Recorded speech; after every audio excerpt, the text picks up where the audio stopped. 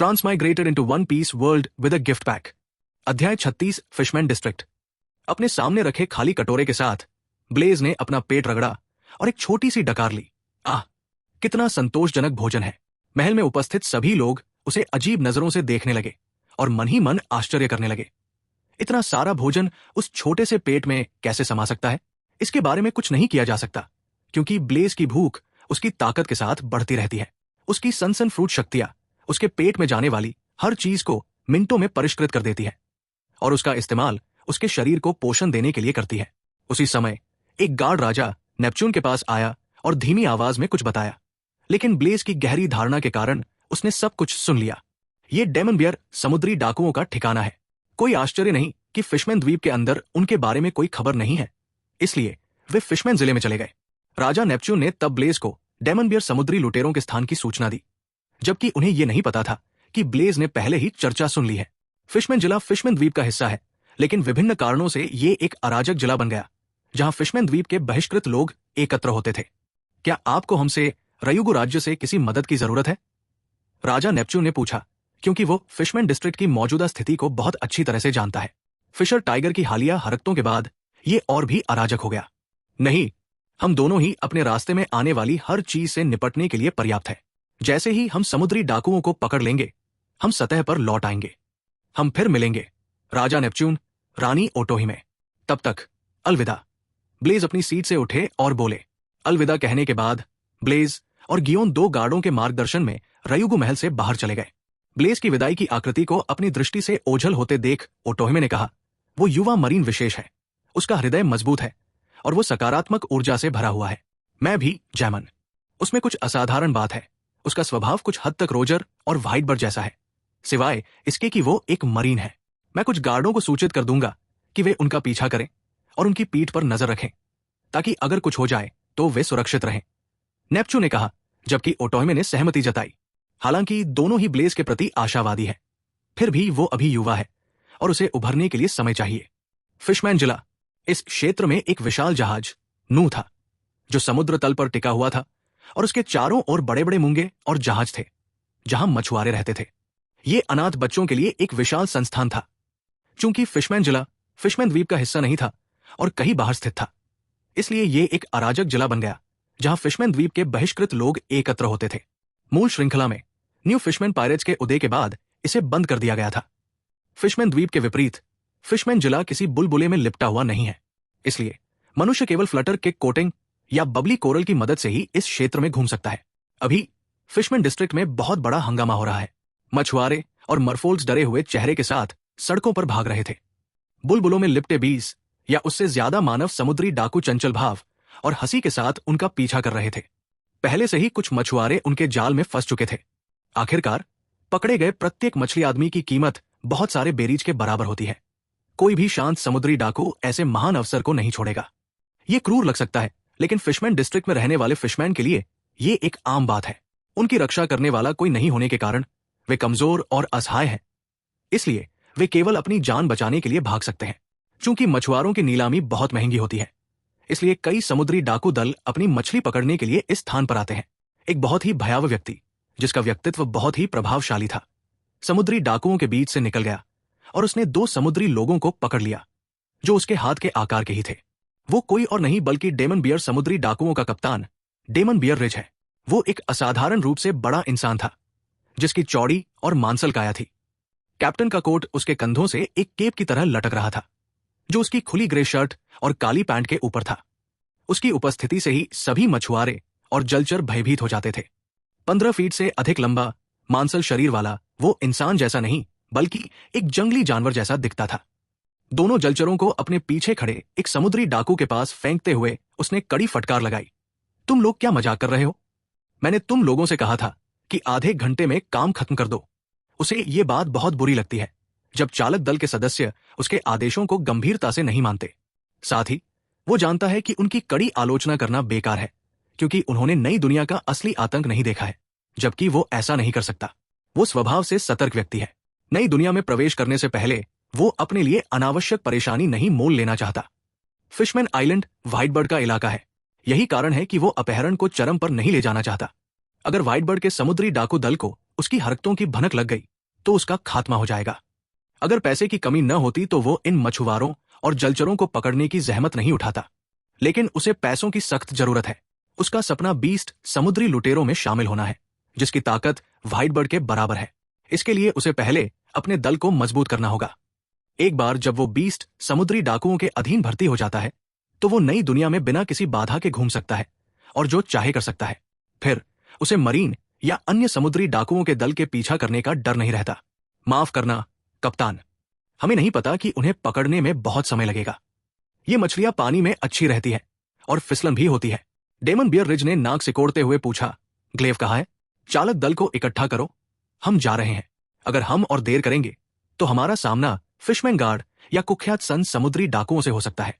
हक हक, जब आप हमारे पास हैं तो हमें उनसे क्यों डरना चाहिए कप्तान? एक दुबले पतले समुद्री डाकू ने चेहरे पर मुस्कुराहट के साथ टिप्पणी की। समुद्री डाकू को जमीन पर पटकते हुए रिज ने गुस्से से कहा, बेवकूफ, हम 10,000 मीटर पानी के नीचे हैं और अगर हम यहां लड़ेंगे तो हम नुकसान में रहेंगे। चले जाओ और जैसा मैं कहूं वैसा करो। ये सब बेवकूफों का झुंड है, रिज ने मन ही मन कहा और उस ओर बढ़ गया जहां उन्होंने अपना जहाज खड़ा किया था। ग्रैंड लाइन के अन्य समुद्री डाकू दलों की तुलना में उनका दल मजबूत है, लेकिन उनकी नजर में वे सिर्फ नौसिखिए हैं। उनके द्वारा मचाए गए उत्पात के कारण फिशमैन किंगडम ने शायद अपने कुछ गार्ड पहले ही यहां भेज दिए हों। यहां एक कुख्यात सन पायरेट्स भी है, जिसकी प्रसिद्धि हाल के दिनों में आसमान छू रही है। उसने सुना कि वे मानव समुद्री डाकुओं को निशाना बनाते हैं, जो फिशमैन डिस्ट्रिक्ट में अशांति फैलाते हैं। भले ही वो न तो फिशमैन किंगडम की सेना से डरता है और न ही सन समुद्री डाकुओं से, लेकिन पानी के नीचे उनसे लड़ना बेवकूफी के अलावा कुछ नहीं है। अध्याय 37, डेमन बियर समुद्री डाकू। जब गियोन और ब्लेज फिशमैन डिस्ट्रिक्ट की परिधि में पहुंचे तो एक बड़े शोरगुल ने उनका ध्यान आकर्षित किया, जबकि फिशमैन और मर्फों की चीखें और असहाय चीखें पूरे क्षेत्र में फैल गई। जैसा कि ब्लेज ने उम्मीद की थी, डेमन बियर समुद्री डाकू कुछ मछुआरों को पकड़ने के लिए यहां आए थे। ब्लेज और गियोन ने एक दूसरे की तरफ देखा और शोर के स्रोत की ओर तेजी से बढ़े। उस स्थान पर पहुंचकर जो कुछ उन्होंने देखा उससे वे दोनों चौंक गए। करीब 6 मानव समुद्री डाकू एक विशाल जाल को जबरन खींच रहे थे, जिसमें मछुआरे और जलचर शामिल थे। एक समुद्री डाकू ने संघर्ष कर रहे एक बच्चे को लात मारी और अपनी पिस्तौल से उसे धमकाया, चुप रहो, अगर तुम में से कोई फिर चिल्लाया तो मैं उसे गोली मार दूंगा। क्या तुम चाहते हो कि वो मर जाए? पकड़े गए मछुआरे अपना संघर्ष बंद कर शांत हो गए। काका, ये सही है, अच्छा रहो, हम तुम्हें नुकसान नहीं पहुंचाएंगे। समुद्री डाकू हंसा, जबकि अन्य समुद्री डाकू भी हंसने लगे। हैं, मुझे नहीं पता कि कैप्टन पक्ष ने कितनी मछलियां पकड़ी, मुझे यकीन है कि ये उससे अधिक होगा जो हमने पकड़ा था। बकबक करते हुए उन्होंने मछुआरों को बड़े जहाज की ओर खींचा, जिस पर डेमन बियर समुद्री लुटेरों का जॉली रोजर लदा था। समुद्री डाकू झंडा एक मानक झंडा है। ये एक काले रंग का झंडा है जिस पर खोपड़ी और क्रॉसबोन्स बने हुए हैं, जबकि खोपड़ी मानव की खोपड़ी से भिन्न भालू जैसी है। तभी एक समुद्री डाकू डेन मुशी लेकर केबिन से बाहर निकला। समुद्री लुटेरों की ओर देखते हुए उसने पूछा, उपकप्तान ग्लेव कहाँ है? क्या हुआ? इससे पहले कि समुद्री डाकू जवाब दे पाते, दूर से एक आकृति आई और पूछा। समुद्री डाकू ने उत्तर दिया, ये कैप्टन है, वो चाहता है कि हम चालक दल को इकट्ठा करें और जहाज तैयार करें। कैप्टन के आते ही हम रवाना हो जाएंगे। ग्लेव एक शांत व्यक्ति थे, ये उनके शांत स्वभाव से देखा जा सकता है। अपना सिर हिलाते हुए उन्होंने पकड़ी गई मछलियों को देखा और आदेश दिया, उन्हें एक कोठरी में बंद कर दो और पाल तैयार करो। यहां उसे एक अलग कोठरी में सुरक्षित कर दो, वो खास है। ग्लेव ने फिर एक जाल फेंका, जिसमें एक शार्क जलपरी फंस गई, जो घबराए हुए चेहरे के साथ जाल में भयंकर संघर्ष कर रही थी। वो कोई और नहीं बल्कि शायरली है, जो भविष्यवक्ता और मरमेड कैफे की भावी मालकिन है। दूर से इस क्रूर प्रदर्शन को देखते हुए ब्लेज की आंखें तीखी हो गई। उसका पूरा शरीर गुस्से से उबल रहा था, जबकि उसके शरीर से तेज गर्मी निकल रही थी। ब्लेजकुन, खुद को संयमित करो, हम समुद्र के नीचे हैं, गियोन ने धीरे से याद दिलाया। ब्लेज के साथ अपनी बातचीत से उसने समझ लिया कि ब्लेज को गुलाम शब्द से जुड़ी हर चीज से नफरत है। अपनी भावनाओं को शांत करते हुए ब्लेज ने गियोन की ओर देखे बिना कहा, हम अब उन्हें नहीं पकड़ेंगे, उन सभी को मार डालो और किसी को भी जीवित मत छोड़ो। ये कहते हुए ब्लेज ने सोरू का इस्तेमाल किया और हाथ में खंजर लेकर डेमन बियर समुद्री लुटेरों की ओर बढ़ा। आह भरते हुए गियोन ने उसका पीछा किया। उसे उन समुद्री लुटेरों पर दया आ रही थी जो बुरी तरह मरने वाले हैं। आने वाले खतरे को जाने बिना ही समुद्री लुटेरे आपस में बातें करने लगे। कप्तान इतनी जल्दी में क्यों है? कौन जानता है? पिस्तौल लिए समुद्री डाकू बोला। उसी समय ग्लेव ने उन पर चिल्लाते हुए कहा, दुश्मन, सावधान। इससे पहले कि लुटेरे उसकी चेतावनी को समझ पाते, पिस्तौल वाले लुटेरे की गर्दन पर लाल धागे जैसा घाव हो गया। जल्द ही खून बहने लगा और उसका सिर गर्दन से फिसलकर जमीन पर आ गया। इससे पहले कि समुद्री लुटेरे समझ पाते कि क्या हो रहा है, दो अन्य समुद्री लुटेरे दिल में चोट लगने के कारण जमीन पर गिर पड़े। ग्लेव ने प्रतिक्रिया व्यक्त की। अपनी कुल्हाड़ी से उसने ब्लेज पर एक क्षैतिज वार किया। अफसोस की बात है कि चूंकि वे पानी के नीचे थे, इसलिए उसके वार का वजन 70% कम हो गया। जब वो ब्लेज के पास पहुंचा तो उसने अपने बाएं हाथ की एक लहर से हमले को विफल कर दिया। तभी बचे हुए समुद्री लुटेरों ने प्रतिक्रिया की और स्पष्ट रूप से देखा कि उनका प्रतिद्वंद्वी कौन है, एक युवक। ग्लेव को एहसास हुआ कि उसका हमला सिर्फ हाथ हिलाने से ही बेअसर हो जाएगा, इसलिए उसने अपनी कुल्हाड़ी की पकड़ मजबूत कर ली। हालांकि उसके हमले की तीव्रता कम हो गई थी, लेकिन ग्लेव को पता था कि यह कितना शक्तिशाली हो सकता है। सच कहा जाए तो वो उस युवा का प्रतिद्वंद्वी नहीं है। ग्लेव को अपने दिल में पता था कि ऐसे प्रतिद्वंद्वी का सामना दौड़कर करना कोई विकल्प नहीं है, वो केवल सीधे तौर पर ही सामना कर सकता है। तुमने हम पर हमला क्यों किया? ब्लेज ने बस अपने हाथ बढ़ाए और इशारा किया, आओ, क्लीवर को ग्लेव करो। चलो देखते हैं कि तुम उतने मजबूत हो या नहीं जितना तुम्हारा इनाम दावा करता है। उसके तिरस्कारपूर्ण हावभाव से उत्तेजित होकर आसपास के डेमनबियर समुद्री लुटेरों ने ग्लेव की चेतावनी पर ध्यान दिए बिना ही अपने हथियार उठाकर ब्लेज पर हमला कर दिया। विलुप्ति की लहर, ब्लेज ने अपने दिल में बड़बड़ाया, जबकि उसके भीतर से एक प्रचंड गर्मी की लहर फूट पड़ी और सभी दिशाओं में फैल गई। समुद्री लुटेरों को भीषण गर्मी का झटका लगा और वे दूर जा गिरे। उनका पूरा शरीर झुलस गया और उन्हें घेरे हुए बुलबुला फट गया। शर्मनाक बात यह है कि इतने बड़े पैमाने पर हमले के स्रोत के रूप में समुद्री डाकुओं के साथ साथ ब्लेज का बुलबुला भी फट गया। आसपास के समुद्री पानी ने उसके शरीर को कुचल दिया, लेकिन थोड़ी असहजता, ऑक्सीजन की कमी तथा अपनी शैतानी फल शक्ति खोने के अलावा कुछ नहीं हुआ। उसी समय गियोन उसके पास आई और उसने खरीदे हुए विशाल बुदबुदाते मूंगे को दबाया, जिससे एक बहुत बड़ा बुलबुला उत्पन्न हुआ और आसपास का समुद्री पानी बाहर निकल गया।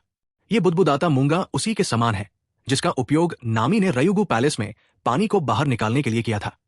क्या तुम अपना लापरवाह स्वभाव नहीं बदल सकते? एक बार सोचो और काम करो।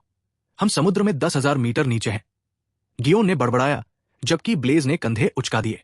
शैतान फल उपयोग करता? ग्लेव को थोड़ा झटका लगा और उसने ब्लेज की युद्ध शक्ति का पुनर्मूल्यांकन किया। स्थिति में अचानक आए परिवर्तन से मछली पुरुष और जलचर दोनों ही आश्चर्यचकित हो गए, पकड़े गए और छिपे हुए दोनों ही। इससे उनके दिल में थोड़ी उम्मीद जगी। अगर दोनों इंसान एक दूसरे को चोट पहुंचाते हैं तो उनके पास बच निकलने का मौका है। इधर उधर देखते हुए उसने ग्लेव से पूछा, तुम्हारा कैप्टन डेमनबियर रिज कहाँ है? सवाल सुनकर ग्लेव को लगा कि उसका अनुमान सही है। युवक उन पर अंधाधुंध हमला नहीं कर रहा था, बल्कि वो उन्हें खास तौर पर तलाशने आया था। उन्होंने फिशमैन डिस्ट्रिक्ट में इन लोगों को मछली पकड़ने के अलावा किसी को भी नहीं उकसाया। इसका मतलब है कि ये व्यक्ति सतह से उनका पीछा करते हुए फिशमैन द्वीप तक आया था। इस धारणा ने उसे थोड़ा चौंकाया। कौन समझदार व्यक्ति किसी का पीछा समुद्र की गहराई तक करेगा, जब तक कि उसे डेमन बियर समुद्री डाकुओं से बहुत नफरत न हो? लेकिन ब्लेज के शांत भाव को देखकर ऐसा लग रहा था कि उन दोनों के बीच पहले से कोई दुश्मनी नहीं है। ग्लेव ने सोचा, वो कौन है? कोई इनाम का शिकारी, मरीन, या फिर किसी भूमिगत संगठन का कोई व्यक्ति। अध्याय 38 दानव भालू रिज। ग्लेव ने ब्लेज और गियोन को देखा। वो देख सकता था कि ब्लेज शक्तिशाली है और उसके पास शैतानी फल की शक्ति है, लेकिन उसे आश्चर्य हुआ कि दूसरा भी उतना ही शक्तिशाली है। डेमनबियर समुद्री लुटेरों ने ऐसे डरावने युवकों को कब उकसाया? क्या वे कैप्टन के दुश्मन हैं? ग्लेव कुछ समझ नहीं पाया। समुद्री डाकू जो डेन डेन मुशी ले जा रहा था, चुपचाप ग्लेव के पास पहुंचा और उसके कप्तान को फोन किया। ब्लेज ने इस छोटी सी हरकत को नोटिस किया, लेकिन उसने इसकी परवाह नहीं की। ग्लेव और अपने जहाज से बाहर आए 3 अन्य डेमनबियर समुद्री लुटेरों को अनदेखा करते हुए वो शांति से उस जाल की ओर चला गया जिसमें शायरली को पकड़ा गया था। जब शायरली ने देखा कि ब्लेज उसकी ओर आ रहा है तो वो थोड़ा घबरा गई और डर से उसकी ओर देखने लगी। ब्लेज ने थोड़ा मुस्कुराकर सांत्वना दी, डरो मत, मैं जाल छोड़ दूंगा। ये कहते हुए वो नीचे झुका और जाल को छुआ। उसकी ऊष्मा शक्ति ने धातु के जाल को पिघला दिया, जिससे शायरली मुक्त हो गई। जैसे ही वो जाल से मुक्त हुई, शायरली ब्लेज को धन्यवाद दिए बिना ही उस क्षेत्र से भाग गई और दूर स्थित एक जीर्ण शीर्ण लकड़ी के मकान में जा घुसी और उसकी नजरों से ओझल हो गई। खिलखिलाकर हंसते हुए ब्लेज ने अन्य गुलामों को मुक्त कर दिया जो अलग अलग दिशाओं में भाग गए। पूरी प्रक्रिया के दौरान ग्लेव बिना किसी हस्तक्षेप के अपने स्थान पर खड़ा रहा, जबकि उसकी नजर सतर्कतापूर्वक ब्लेज की हर हरकत पर रही। पूरे क्षेत्र में घुटन भरी शांति छा गई, जबकि भागते हुए मछुआरे और जलचर दर्शक बने रहे। गुलामों को मुक्त करते हुए ब्लेज ग्लेव की ओर मुड़ा और बोला, ठीक है, चलो काम पर लग जाएं, ठीक है? अपने कप्तान के आने तक मेरा मनोरंजन करते रहो। ग्लेव ने जैसे ही ये शब्द सुने, उसने सहज ही अपने हाथों में कुल्हाड़ी पकड़ ली। उसकी आंखें किसी जंगली जानवर की तरह पूरी तरह सतर्क थी, जो झपटने के लिए तैयार थी। ब्लेज ने अपनी मुट्ठी भींच ली, जबकि उनके चारों ओर लाल नारंगी लपटें बन गई। उसी स्थान पर खड़े होकर उसने ग्लेव को मुक्का मारा जो उससे कुछ दूरी पर था। जैसे ही उसने मुक्का मारा, उसकी मुट्ठी से आग का एक घना स्तंभ फूट पड़ा और ग्लेव की ओर बढ़ गया। उसका यह कदम एस की फायर फिस्ट जितना चमकीला या बड़ा नहीं है, लेकिन यह देखने वालों को चौंका देने के लिए काफी है। हमले के लक्ष्य के रूप में ग्लेव ने अपने शरीर को तेजी से घुमाया और अपने चारों ओर एक छोटा सा बवंडर बना दिया। अपने शरीर को घुमाते हुए उसने अपनी स्लैश स्लैश फ्रूट क्षमता का उपयोग किया। उसकी कुल्हाड़ियां आग की ओर बढ़ती मुट्ठी पर कई वार करती थी। उसके वार तीखे और शक्तिशाली थे, लेकिन आग ने उन्हें आसानी से भस्म कर दिया। हमले की गति को रोकने में असफल होकर ग्लेव चिल्लाया और अपनी पूरी ताकत अपनी बाहों में डाल दी। अपनी दोनों भुजाओं को थोड़ा सा ऊपर उठाकर उसने उन्हें ऐसी जगह पर रखा कि उसकी दोनों कुल्हाड़ियां एक दूसरे से टकरा रही थी। घर्षण अर्धचंद्र। एक भयंकर अर्धचंद्राकार हवा आग की ओर बढ़ी और उन्हें दो भागों में काट दिया। अंत में ब्लेज की फायर फिस्ट कट गई और पूरे क्षेत्र में बिखर गई। ग्लेव की सांस फूलने लगी। उसके दिल में इस जबरदस्त हमले को रोकने की जरा सी भी संतुष्टि नहीं थी। उसके दिल में हार का एहसास था। अपने प्रतिद्वंद्वी के एक आकस्मिक हमले को रोकने के लिए उसे अपनी पूरी ताकत लगानी पड़ी। अगर हमला थोड़ा और शक्तिशाली होता तो वो घायल हो जाता। उसकी गहरी नीली आंखें भारी भाव से ब्लेज की ओर देख रही थी। बहुत ताकतवर, इतनी कम उम्र में वो इतना शक्तिशाली कैसे हो सकता है? ग्लेव के भारी चेहरे की अभिव्यक्ति को अनदेखा करते हुए ब्लेज ने अपनी आंखें अपनी मुट्ठी पर केंद्रित कर ली। कमजोर, मेरा हमला एस के हिकेन के आसपास भी नहीं है। क्या ये इसलिए है क्योंकि मेरा शैतान फलगुण बहुत कम है? गियोन अपनी जगह पर खड़ी रही और उसका मुंह खुला रह गया। ब्लेज के अग्नि आधारित प्रहार ने उसे चकित कर दिया। उसके बगल में दौड़ते हुए उसने संदिग्ध स्वर में पूछा, ब्लेज कुन, क्या आपकी शैतानी फल क्षमताएं गर्मी से संबंधित नहीं है? आप लपटों का उपयोग कैसे कर सकते हैं? ये ज्वाला नहीं है। आपने जो देखा वो ऊष्मा हेरफेर का अगला स्तर है। जब ऊष्मा का तापमान एक निश्चित डिग्री तक पहुंच जाता है तो ये ज्वाला की तरह दिखाई देगा। ब्लेज ने मुस्कुराते हुए उत्तर दिया। क्या यह है? गियोन ने उसे संदेह भरी नजर से देखा। पता नहीं क्यों उसे उसकी बातों पर यकीन नहीं हुआ। इससे पहले कि वो उसकी बातों का खंडन कर पाती, उन दोनों को महसूस हुआ कि दूर से कोई शक्तिशाली चीज हिंसक सांसों के साथ बहुत तेज गति से उनकी ओर आ रही है। ब्लेज की अभिव्यक्ति गंभीर हो गई। जियोन, तुम ग्लेव और मिनियंस की परवाह करते हो। मुझे नहीं लगता कि ये एक आसान लड़ाई होगी। इसमें कोई संदेह नहीं है कि जो व्यक्ति आ रहा है वो डेमन बियर समुद्री डाकू कप्तान रिज है। बस उसकी सांस ब्लेज की अपेक्षा से कहीं ज्यादा तेज है। फिर भी उसके चेहरे पर डर का कोई निशान नहीं था, बल्कि सिर्फ उत्साह था।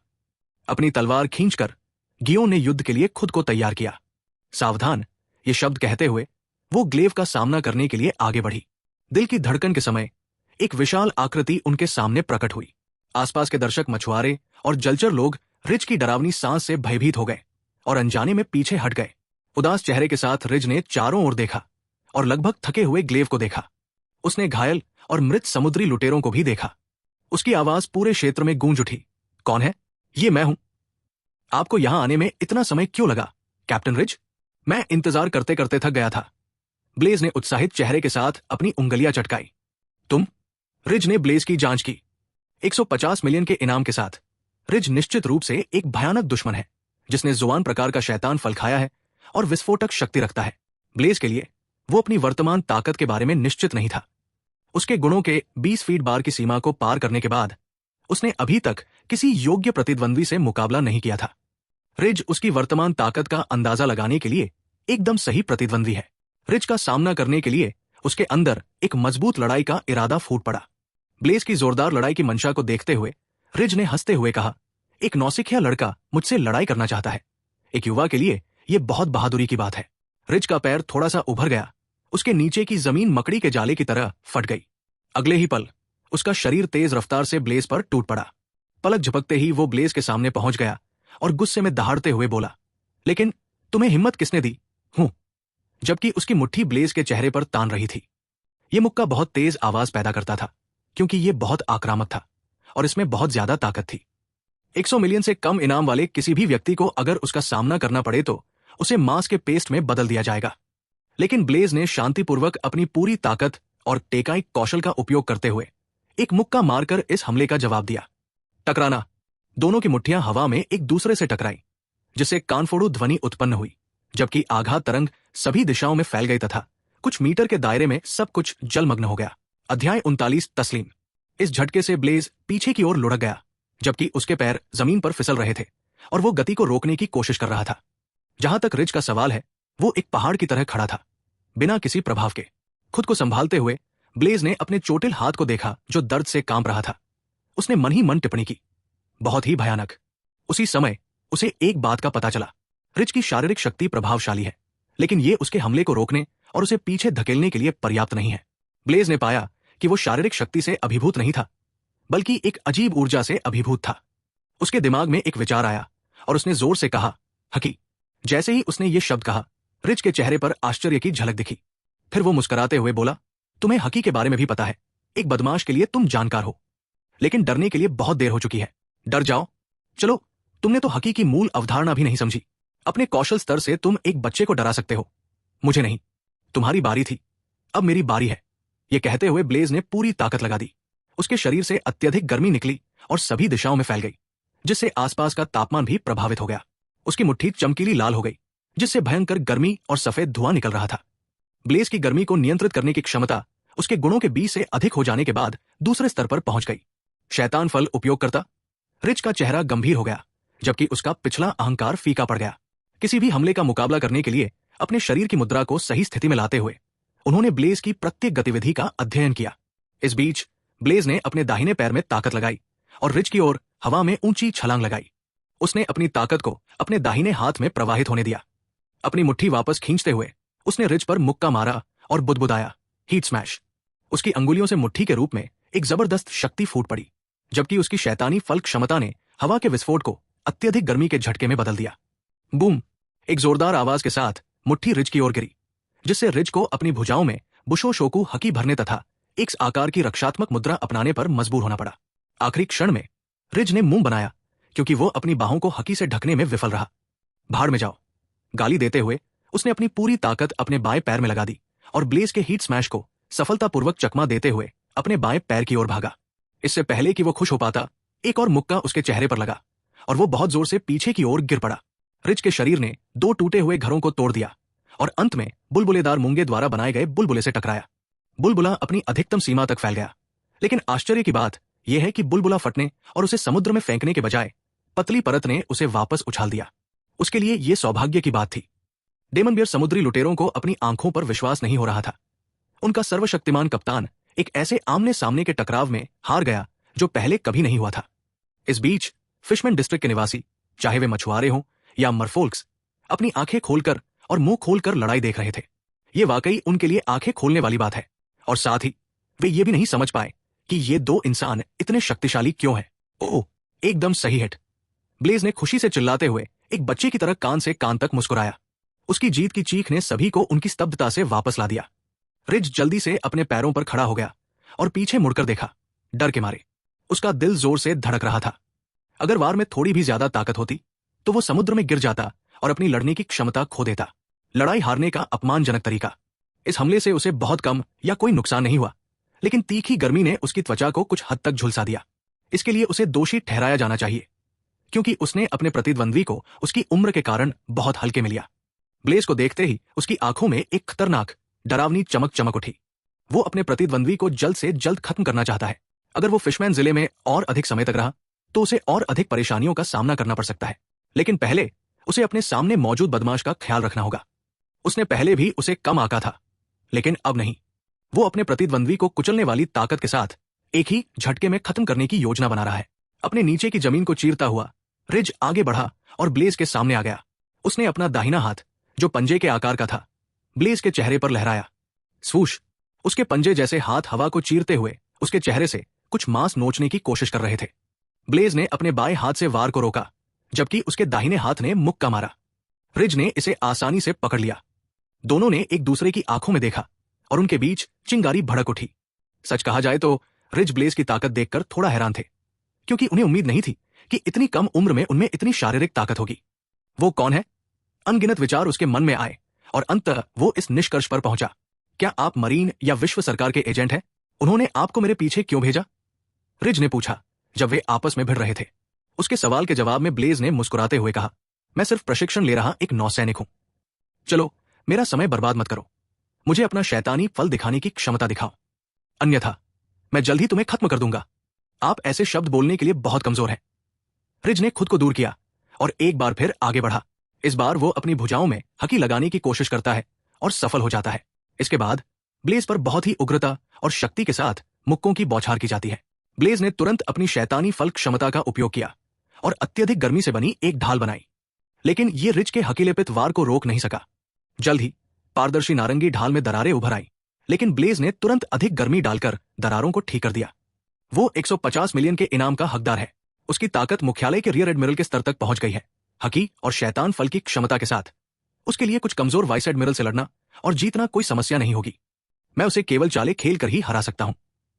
थोड़ा मुस्कुराते हुए ब्लेज की बाह अचानक ताकत से उठी और ढाल को आगे की ओर धकेल दिया, जिससे रिज की लड़ाई की गति बाधित हो गई। इस बीच उसके बाएं हाथ ने एक तेज गर्मी वाली किरण फेंकी। इससे पहले कि रिज मुक्कों की अगली लहर फेंक पाता, एक नारंगी लाल चमक उसकी ओर बढ़ी। उसे उम्मीद नहीं थी कि उस पर एक अंधे शॉट से हमला होगा। धप! चेहरे पर आए बदलाव के साथ रिज ने जल्दी से अपने नंगे हाथ से किरण को रोका और उसकी पूरी मार से बचने के लिए बाई ओर कूद गया। अध्याय 40 भालू भालू फल। अत्यधिक ऊष्मा किरणों ने रिज की बाई भुजा की त्वचा को पिघला दिया, लेकिन वे अभी भी उसकी मांसपेशियों को भेदने में असफल रही। ब्लेज ने आश्चर्य से अपनी जीभ चटकाई। ऐसी अभेद्य खाल! उसकी मांसपेशियां शायद अनुभवी टेक्काई उपयोगकर्ताओं जितनी मोटी है। इसे फाड़ने के लिए क्या किया जा सकता है? इस बीच रिज ने अपनी पिघली हुई त्वचा को देखा और जलन को दबा दिया। उसके शैतानी फल ने उसकी त्वचा को कुछ हद तक सख्त कर दिया, लेकिन उसे अभी भी चोट लगी हुई थी। वो बदमाश अभी भी अपनी असली ताकत छुपा रहा है। मैं उसकी सही सीमा का पता नहीं लगा सकता।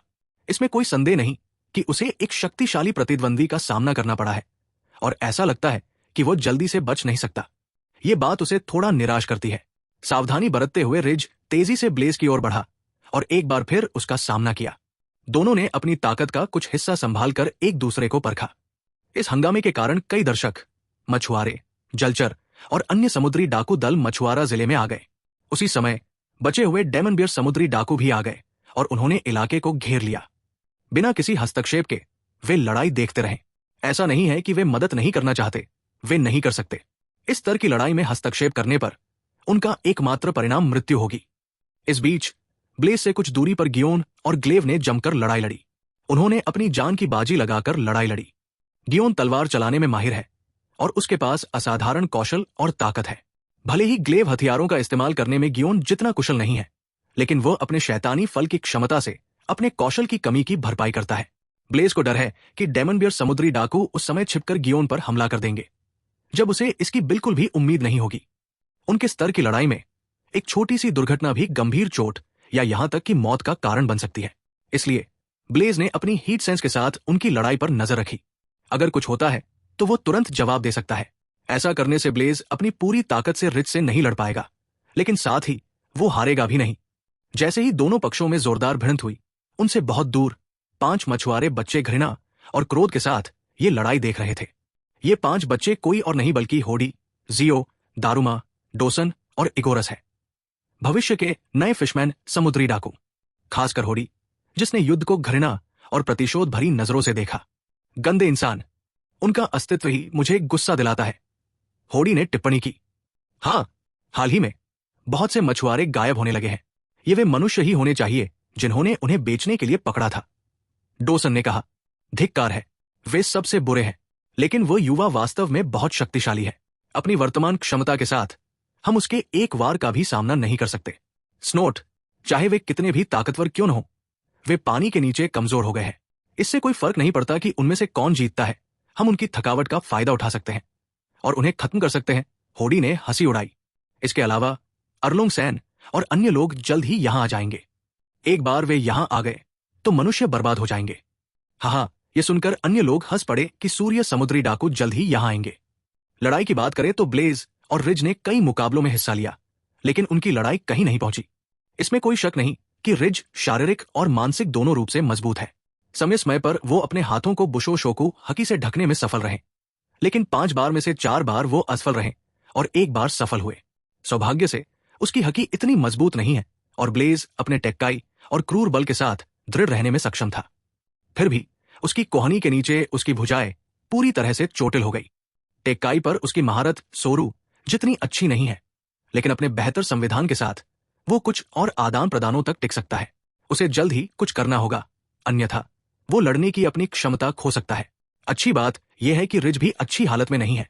हकी के बार बार इस्तेमाल से उसकी आध्यात्मिक शक्ति खत्म हो गई है, जिससे उसका शरीर भी कुछ हद तक थक गया है। दोनों ही हमला करने के लिए सही मौके का इंतजार कर रहे हैं। ब्लेज ने अपनी ताकत थोड़ी कम कर ली, क्योंकि उसे पता था कि रिज उससे थोड़ा ज्यादा ताकतवर है। यह तथ्य कि वो हकी का उपयोग कर सकता है, ब्लेज को थोड़ा चौंका गया और उसे एक रक्षाहीन स्थिति में डाल दिया। ये उसकी ओर से एक गलत निर्णय था। हाल ही में उनकी पदोन्नति ने उनकी सोचने की प्रक्रिया को कुछ हद तक अंधा कर दिया और उन्हें थोड़ा अहंकारी और खुद पर गर्व करने वाला बना दिया। वो सोचने लगा था कि वो खास है और बाकी सभी से ऊपर है, लेकिन रिज के साथ हुई इस मुलाकात ने उसे सपने से जगा दिया। कभी भी आत्मसंतुष्ट मत बनो। टकराना। ब्लेज की मुट्ठी, जो अत्यधिक गर्मी से ढकी हुई थी, रिज की हकी से लिपटी हुई भुजाओं से टकराई। नतीजतन ब्लेज को एक बार फिर पीछे हटना पड़ा, जबकि उसकी भुजाएं दर्द से कांप उठीं। चोट से बेपरवाह ब्लेज ने अपनी ताकत अपनी बाहों पर केंद्रित की और फिर से मुक्का मारा। उसकी मुट्ठी से रिज की ओर तेज वार हुआ। रिज ने एक बार फिर उसका सामना करने की मूर्खता नहीं की। उसने बस हमले को टाल दिया और ब्लेज द्वारा उसके चेहरे पर तेज गति से किक मारने से पहले ही बच निकला, ये सोचते हुए कि अब पूरी ताकत से हमला करने का समय आ गया है। ब्लेज ने फुर्ती से अपने शरीर को घुमाकर किक से बचाव किया और रिज के सामने आ गया। ज़ज़, सांस अंदर लो। ब्लेज की छाती थोड़ी सी फूल गई और फिर उसने फूंक मारी। आग की सांस। उसके मुंह से आग की एक तीखी धारा निकली और रिज के चेहरे पर धधक उठी। चूंकि रिज ब्लेज के बहुत करीब था, इसलिए वो अचानक हुए हमले पर प्रतिक्रिया भी नहीं कर सका। इसके अलावा उसके लिए बच निकलना भी बहुत आसान था। ज्वाला अत्यंत विनाशकारी थी, लाल नारंगी रंग की। इसने रिज के पूरे चेहरे को जला दिया और उन्हें आग लगा दी। आग ने उसके चेहरे को पिघला दिया और उसके अंदरूनी ऊतकों को झुलसाना शुरू कर दिया। इसके अलावा लॉ ने उसकी पलकें भी जला दी और अगर उसने समय रहते अपनी आंखें बंद नहीं की होती तो वो अंधा हो सकता था। क्रोधित होकर रिज ने जोर से चिल्लाना शुरू कर दिया। उसकी चीख जल्द ही दहाड़ में बदल गई, क्योंकि उसके पूरे शरीर में एक बड़ा परिवर्तन हुआ। कुछ ही समय में रिज का रूप बदल गया और उसकी जगह एक विशालकाय ग्रे भालू खड़ा हो गया, जो करीब 20 फीट लंबा था। उसका रूप बहुत ही भयानक था, जबकि उसके चेहरे पर लगी आग अपने आप ही बुझ गई और जल्द ही बुझ गई।